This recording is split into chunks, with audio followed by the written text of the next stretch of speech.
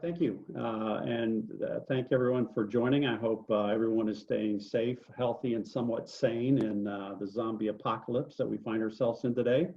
I want to talk about four things here today. One is just sort of framing, from a consumer perspective, how they're viewing businesses in this arena right now that we find ourselves in. The social impact investing climate during COVID. I want to use a case study of a client of mine to show how they are showing relevance, not just in the times today to strengthen their community, but also coming out of it and what appeals to social impact investors in this climate. And then I'll end it with steps I think everybody can take.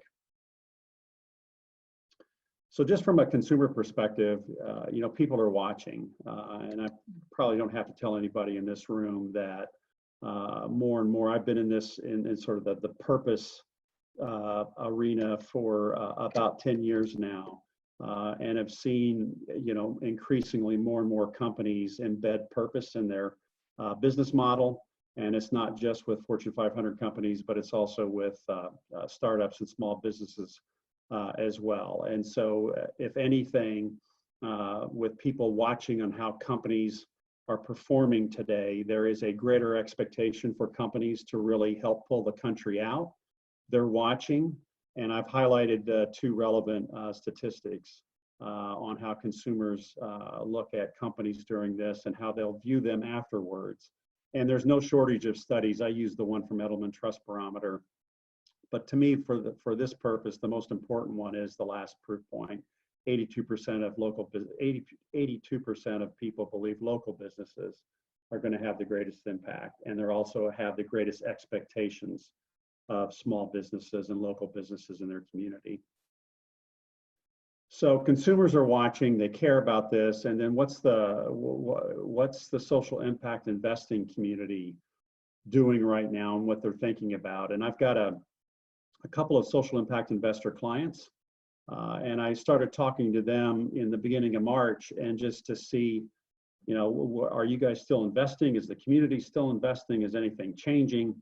And they did. They said, look, most of our high net worth investors, they're still in the market. And so I dug a little bit deeper, and I pulled out some relevant headlines just recently over the last 2 or 3 weeks to reinforce the point that social impact investors are still investing.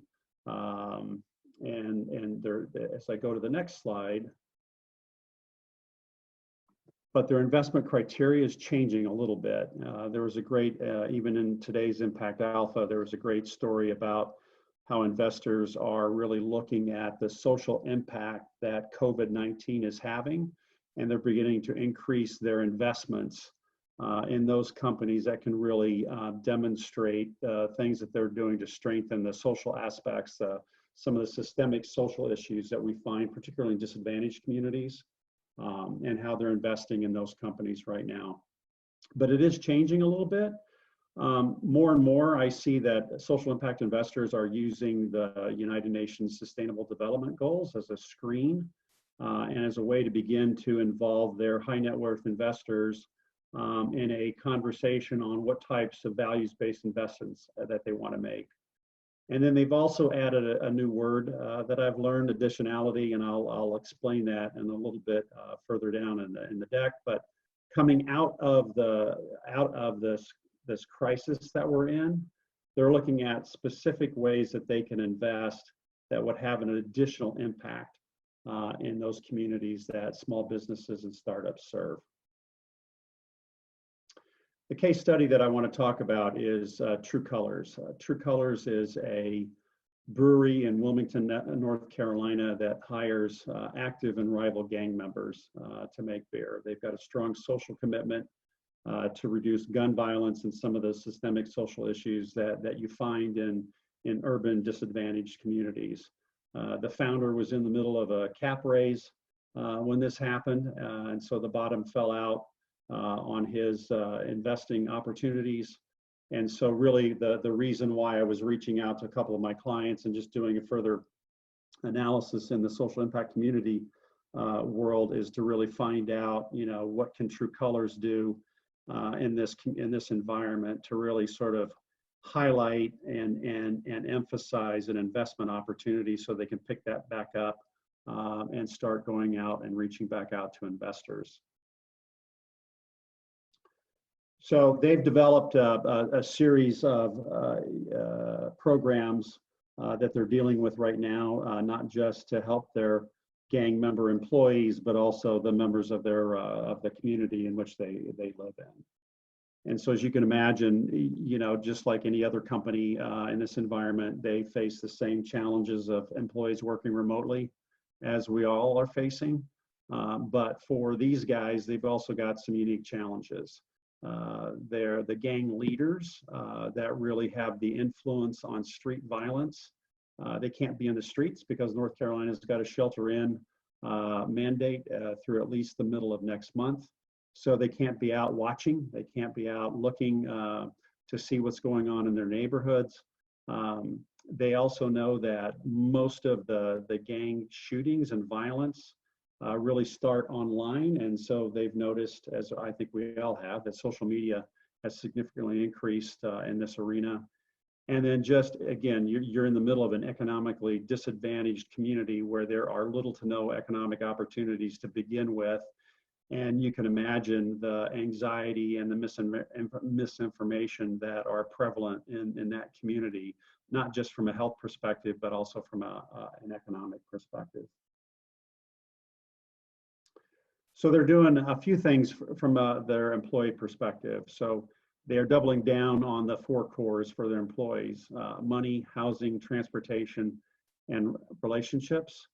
And then they're also focusing on communicating clearly and regularly to not just their employees, but also to members of the community. They're sharing aggregated information from trusted sources of information about where they can go to get food, to get their meds, to get other types of just basic needs.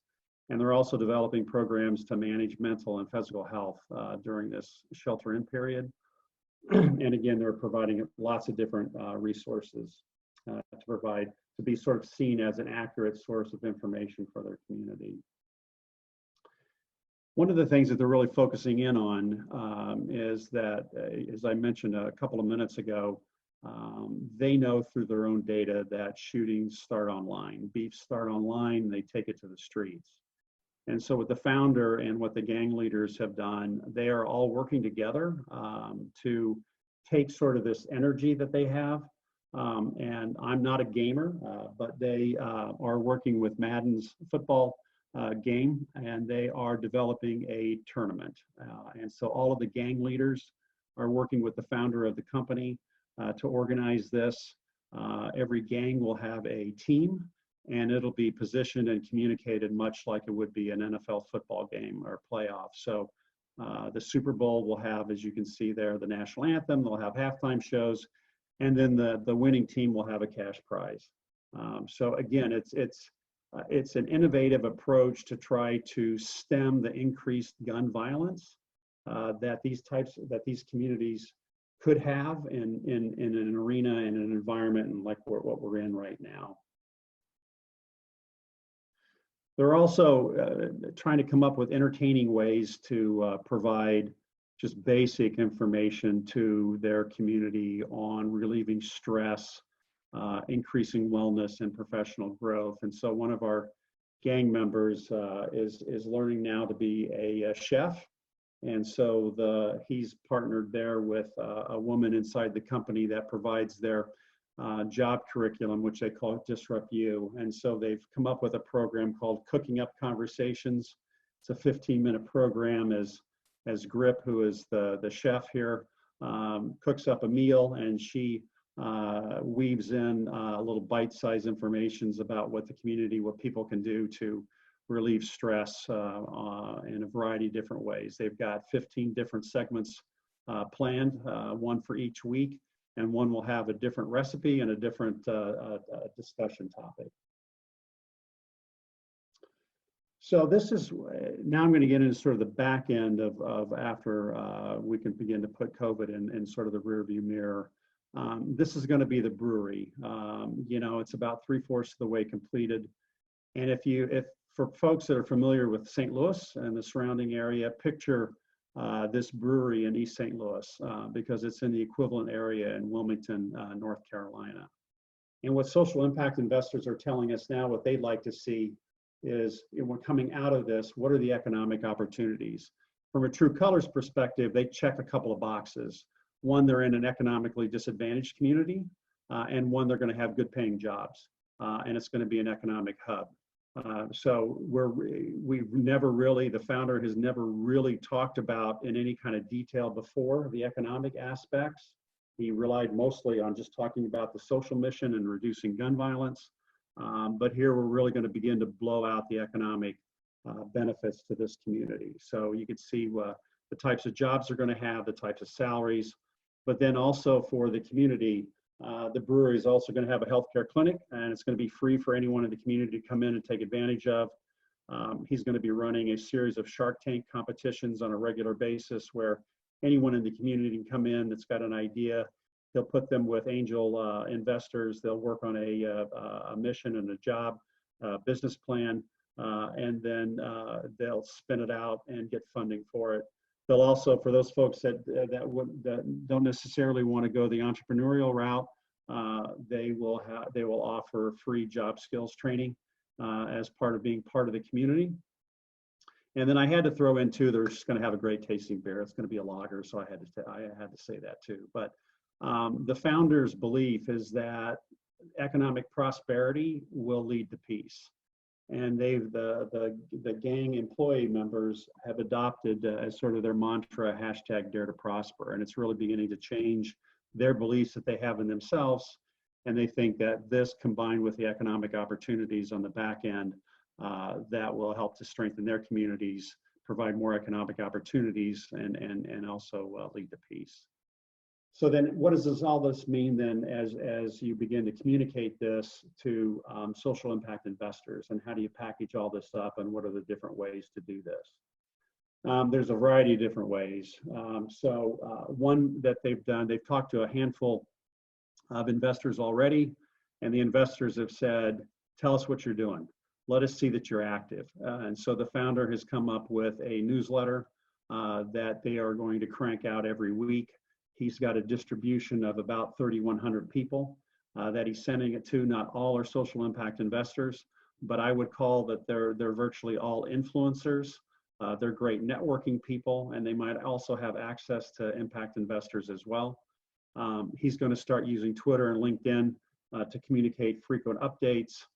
Twitter more for sort of the public podium aspect of what they're doing. LinkedIn is going to be really geared more for the investor, where he can go a little bit deeper in what they're doing, and use LinkedIn as a channel as well to reach investors that might be interested. There are some really good speaking opportunities that are going to be virtual, at least through the summer, that we're getting him placed on. And then we're leveraging company partnerships. They are backed by a fairly large investor that is one of the top beer brands in the world. And while they don't have any additional investor dollars to provide them, they do have access to others. And they do have access to other dollars inside their company that can be applied to helping to put this programming on air, and other things that are considered expenses that the company needs to communicate their story that has nothing to do with investors. So they're leveraging that partnership, I think, really well. And then unpacking his Rolodex, as I've shared, he's got roughly 3,000 people in his Rolodex, and I've shared with him, I view that as a submerged asset that I don't think personally with the other clients that I've got, they really use their Rolodex as a means to really, in a strategic fashion, to start connecting the dots to reach an audience that you need to reach. So what I think anybody can do, I think, that's got a strong social mission driven company. One is just, relevance and communication. It's going to be important. What we're being told from social impact investors coming out of this is, there's going to be just 28 million people already have been unemployed just over the last 5 or 6 weeks. That's going to continue to be exacerbated. So if you're a social impact investor, what are the shared values that your company or your product's going to have with your core audience? And how will your company and what you produce or what you do, how will that be applied to strengthen your community post-COVID? And I put in here, it can't look like it's painting lipstick on a pig. And what I really mean by that is it's got to be real, it's got to be authentic, it's got to be baked into your company's business plan. This is just not a marketing gimmick. Social impact investors will see right through that. I'd also recommend that if you can, frame your conversation point and frame your starting point with social impact investors by the specific SDGs or Sustainable Development Goals that your company impacts. I've set through a couple with, as I've mentioned, with a couple of impact investor clients that I've got, and that's how they start with their high net worth investors. And they walk them through the 17 SDGs, and they talk to them about what are your values, what's really important to you. So to the extent that you can tie your company's mission to any of the aspects of the SDGs, you're already beginning to talk their language. And that's the language that they're beginning to talk to their high net worth investors to look at investment opportunities. And as I've mentioned, what the founder of True Colors is doing is, he's of the mind. He's never really wanted to use any channels to talk about himself or to talk about what the company is doing. And it's been sort of an acquired taste with him, but he recognizes, and he's heard it from too many people, that you've got to just communicate. You've got to tell us what you're doing. You've got to tell us what your company is doing. So we're working with him now on Twitter and LinkedIn to do just that. The other thing that's important too, and it's symbolic, but position your company. You're not in retreat. This is an opportunity, and convey it in ways that are confident. You're committed to the social mission, and that should convey and permeate in all of your communications. And then I would say also too, don't overlook equity crowdfunding sites. Not a GoFundMe site, but from a investing perspective, an impact investing perspective. And there are 3 or 4 that impact investors have told me that are particularly relevant right now, and you can see what they are: Kickstarter, Start Engine, Micro Ventures, and ABG funds.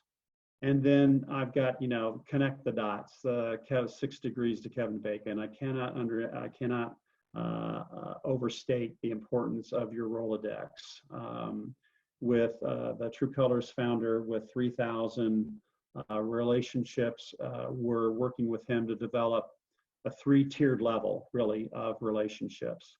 And that top tier level are the folks that we really want to concentrate on and communicate with. They either know social impact investors or they know people who do. And they are the company's best evangelists to position your company in a great light with a potential social impact investor. And so that was, again, an acquired taste with the founder of True Colors. But we're spending an inordinate amount of time just going through his Rolodex and connecting the dots to either people that he's spoken to at events or people have introduced him, partnerships with our big investor. I mean, you name it. But I cannot underestimate or overstate the importance of your Rolodex and really leveraging the true value of your Rolodex, and that you can start with that. I wanted to leave time for Q&A. Those are the main points that I wanted to communicate. And Tyler, I'll turn it back over to you.